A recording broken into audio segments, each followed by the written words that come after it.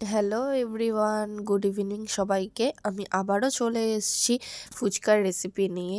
তো চলো বেশি কথা না বলে ভিডিওটা স্টার্ট করা যাক, আর পুরোটা স্কিপ না করে দেখতে থাকো। তো দেখো, এখানে আমি আলু সিদ্ধ করব বলে প্রেশার কুকারে ধুয়ে দিয়ে দিয়েছি। আর এদিকে ছোলা ভিজিয়ে রেখেছিলাম, তো ছোলাটাকেও আলুর সাথে সিদ্ধ করতে প্রেশার কুকারে দিয়ে দেবো।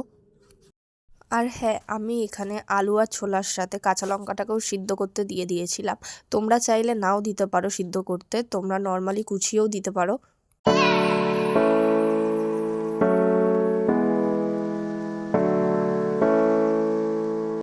আমি আলুটাকে সিদ্ধ বসিয়ে দিয়েছি। এবার আমি ফুচকাটা রেডি করব বলে এখানে সুজি আর ময়দাটাকে গরম জল দিয়ে খুব ভালো করে মেখে নেব। আর হ্যাঁ, পরিমাণটা কিন্তু এখানে একদম পারফেক্টলি হতে হবে। পরিমাণটা যদি ঠিকঠাক না হয় তাহলে কিন্তু ফুচকাটা একদমই ভালো হবে না।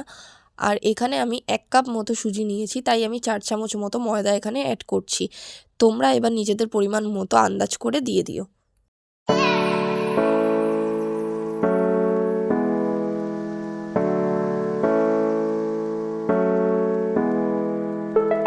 তো দেখো, এখানে আমার ডোটা মাখা কমপ্লিট। এবার এটাকে রেস্টের জন্য রেখে দেব। তো দেখো, এখানে তেঁতুলও জলে ভিজিয়ে রেখে দিয়েছিলাম, যেহেতু টক জল আর আলুটা মাখতে হবে তাই জন্য। এবার দেখো, দিদা এদিকে লেচিগুলো কেটে নিচ্ছে ফুচকা বেলবে বলে। আর এইগুলো এবার আস্তে আস্তে বেলে তেলে ভেজে নেব।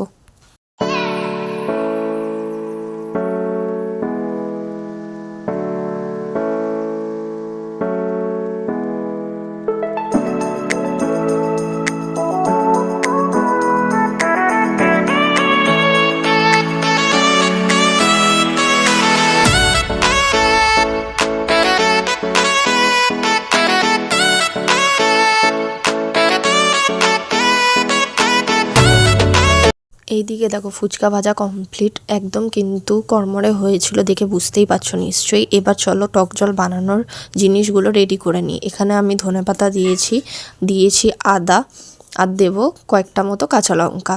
ঝালটা তোমরা পরিমাণ মতো দিয়ে দিও নিজেদের। আর এখানে দেবো ওই তেঁতুলের যে পালটা বানিয়ে রেখেছিলাম, ওটার থেকে 2-3 চামচ মতো এখানে আমি অ্যাড করে দেবো। আর দিয়ে দেবো সামান্য জল। এবার এটাকে মিক্সিতে পেস্ট করে নেবো।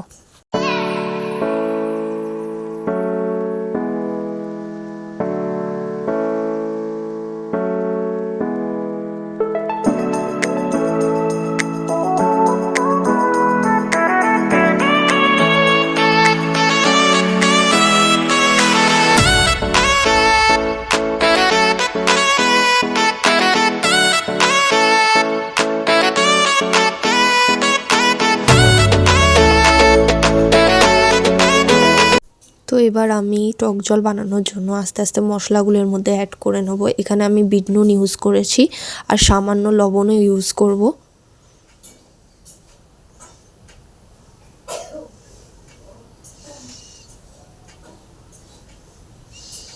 আর এই ভাজা মশলাটা আমি রেডি করে নিয়েছিলাম ঘরে। এটা হচ্ছে জিরে, শুকনো লঙ্কা আর গোলমরিচ একসাথে ভেজে মিক্সিতে গুঁড়িয়ে নিয়েছিলাম।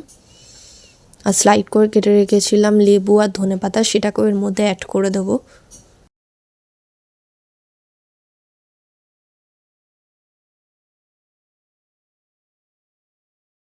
আর এর মধ্যে অ্যাড করে দেবো তেঁতুলটা একটুখানি সামান্য মতো, কারণ পেস্ট করার সময় তো আমি দিয়েছিলাম। এবার চলো আলু মাখাটা আমি এখানে রেডি করে নিই। আলুটাকে সিদ্ধ করে রেখে দিয়েছিলাম আগেই। তো চলো আলুটা এবার মেখে নেওয়া যাক। ওই যে ভাজা মশলাটা আমি তৈরি করেছিলাম, ওটাকে আমি এখানে অ্যাড করে দিচ্ছি। দিয়ে দেবো একটুখানি তেঁতুলের জল,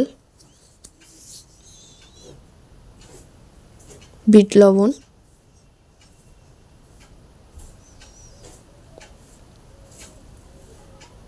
সিদ্ধ করা যে ছোলাটা সেটা,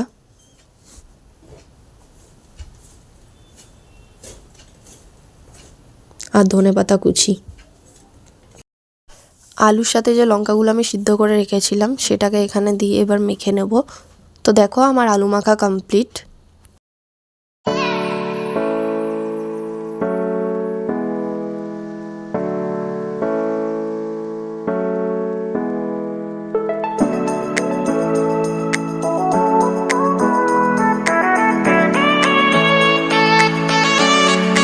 আজকের ফুচকার রেসিপিটা যদি তোমাদের ভালো লেগে থাকে অবশ্যই আমার চ্যানেলটাকে সাবস্ক্রাইব করে নিও। বাই।